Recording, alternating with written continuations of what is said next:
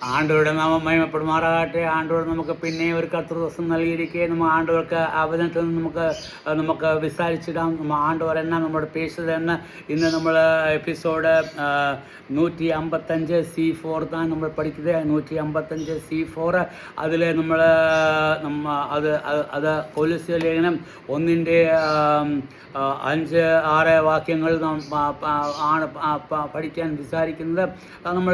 നമ്മൾ ஆண்டவர் நம்மளோட என்ன பேசுது നമുക്ക് നോക്കി. ഇത് ബൈബിൾ സ്റ്റഡി താൻ എന്ന് ഞാൻ ഞങ്ങൾ നേരത്തെ ചൊല്ലിയാച്ച്. അതുകൊണ്ട് നമുക്ക് ഈ ബൈബിൾ സ്റ്റഡി നമുക്ക് ആണ്ടവരുടെ ചിത്തം മനസ്സിലാക്കുവാൻ തക്കോണം നമ്മളെ ഇടയാക്കുമാറാകട്ടെ. അത് ഇടയാക്കുമ്പോൾ നമുക്ക് ആണ്ടവരോട് നമുക്ക് കൂടുതൽ നമുക്ക് അടുക്കാൻ പറ്റും. ആണ്ടവരുടെ നേസം നമുക്ക് തിരിയാൻ പറ്റും. നമുക്ക് 4-ാം വാക്യം തൊട്ട് നമുക്കൊന്നും കൂടെ വാസിച്ച് നമുക്ക് അത് പോയിടാം. ഇങ്ങനെ വാസിക്കുന്നത് ക്രിസ്തുവേശ്വരൻ നിങ്ങളുടെ വിശ്വാസത്തെയും വിശുദ്ധന്മാരോട് നിങ്ങളുള്ള സ്നേഹത്തെയും ഇങ്ങനെ 2 കാര്യം ചൊല്ലുക. വിശ്വാസം, ഒന്ന് നമ്മുടെ ക്രിസ്തുവേശ്വരുള്ള വിശ്വാസം, രണ്ടാമത്തെ വിശുദ്ധന്മാരോട് നിങ്ങൾക്കുള്ള സ്നേഹം. ക്രിസ്തുവിലുള്ള വിശ്വാസം ഇരിക്കെ വിശുദ്ധന്മാരുള്ള സ്നേഹത്തെപ്പറ്റി ഇങ്ങനെ ചൊല്ലുക.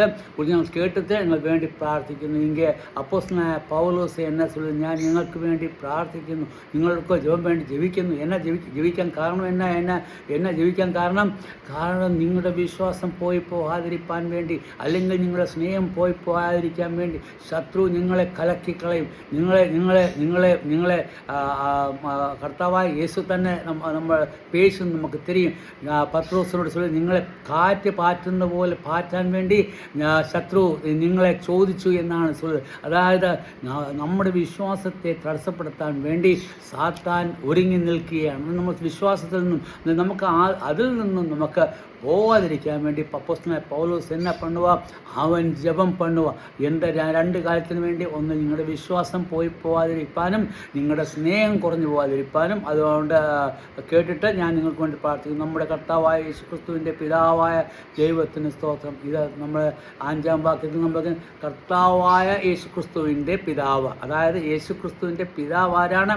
പിതാവായ ദൈവം. അങ്ങനെ പിതാവായ ദൈവം, പിതാവ് ആണ്ടവരായ ദൈവം, തകപ്പനായ ദൈവം, അത് കർത്താവായ യേശുക്രിസ്തുവിൻ്റെ എന്നതാ പിതാവാൻ തകപ്പനാരാണ് എന്ന് താൻ ഇങ്ങനെ ചൊല്ലുന്നത്. ആ സുവിശേഷം സർവ്വലോകത്തിലും എന്ന പോലെ ആ സുവിശേഷം, ഏത് സുവിശേഷം?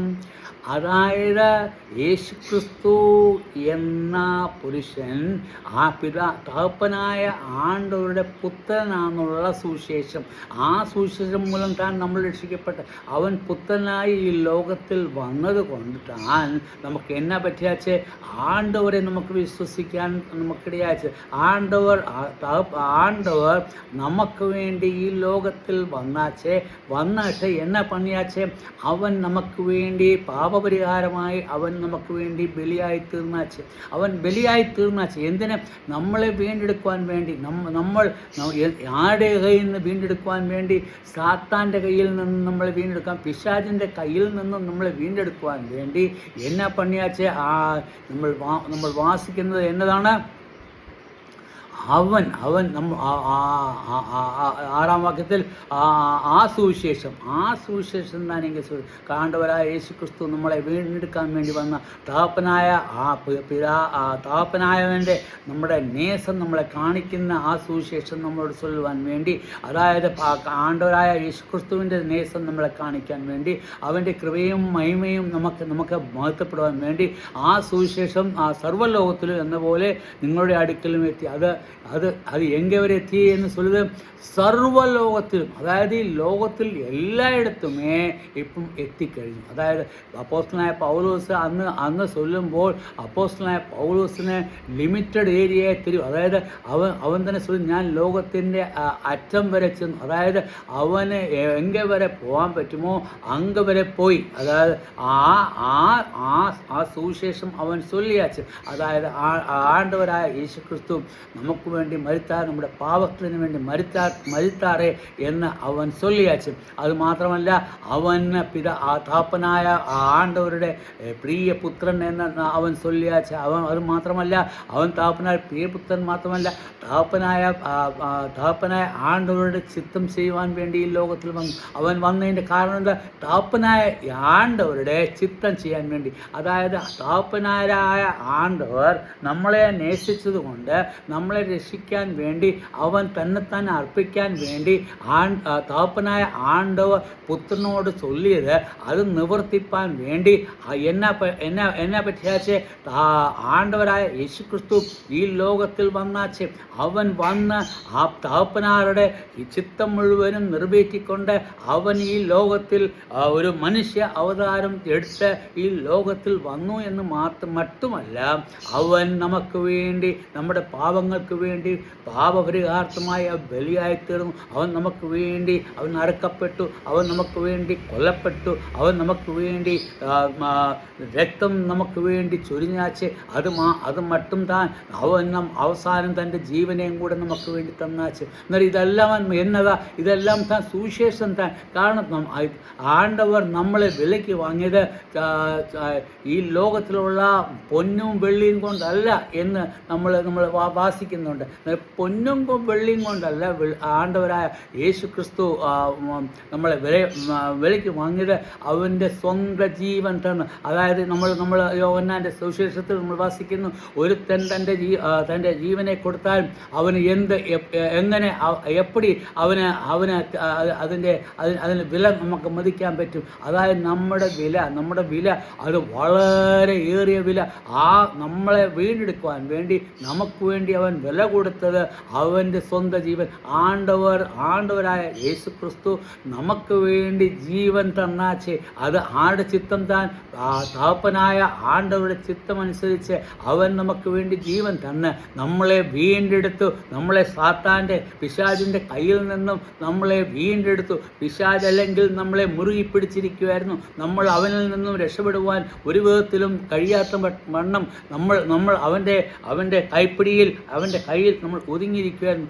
ആദാമിൻ മൂലം അവൻ പ്രവേശിച്ച് കഴിഞ്ഞിട്ട് അവൻ നമ്മളെ വിട്ടിട്ടേയില്ല. നമ്മളൊരു കുഞ്ഞ് കുട്ടി ഉണ്ടാകുമ്പോൾ തന്നെ അവനിൽ നമുക്ക് എന്ത് കാണാൻ പറ്റും? പിശാചിൻ്റെ പ്രവൃത്തികൾ കാണുവാൻ സാധിക്കും. അതായത് അവന് കള്ളം പറയുക അല്ലെങ്കിൽ കള്ളം ചെയ്യുക എല്ലാം നമുക്ക് കാണാൻ സാധിക്കും. ഒരു പൈതലിനെ നമുക്ക് പാത്തു കഴിഞ്ഞാൽ അവൻ ആര് പറഞ്ഞു കൊടുത്തു? ആരുമേ ചൊല്ലിയില്ല. പിശാചി താൻ അവനോട് ചൊല്ലുക. നമ്മൾ ഒരു കൊച്ചു കുട്ടിയെ എടുത്തു കഴിഞ്ഞാൽ, ഒരു 6 വയസ്സുള്ള കുട്ടി, അപ്പായ അമ്മ അവനോട് കോപിച്ചാൽ അവൻ എന്നെ പണും? അവൻ അപ്പടിയെ എന്തെങ്കിലും ഒരു സാധനം എടുത്തിട്ട് അപ്പ കോപിച്ചാൽ അവൻ രണ്ടാമത്തെ പ്രാവശ്യം വരുമ്പോൾ അപ്പയെ കാണാൻ വേണ്ടി അവൻ പുറകിലെ ഒളിച്ചിടും. അവൻ എപ്പോഴും തിരിയും അത് ഒളിച്ചു വെക്കണമെന്ന്. അങ്ങനെ അവന് തിരിയും. അവൻ ചെയ്തത് പാപം എന്ന് അവൻ തിരിഞ്ഞിട്ട് അവൻ അത് ഒളിച്ചു വെക്കുക. നമ്മുടെ പാശങ്ങളെ നമുക്ക് ചിന്ന പിള്ളയായിരിക്കുമ്പോൾ നമുക്ക് കാണാൻ പറ്റും. അതായത് ജനിക്കുമ്പം തന്നെ അവൻ പാപത്തിൽ താൻ ജഡമെടുത്തത്. അതായത് ഒരു മനുഷ്യൻ ജനിക്കുമ്പോൾ പാപത്തിൽ താൻ ജനിക്കുന്നത്.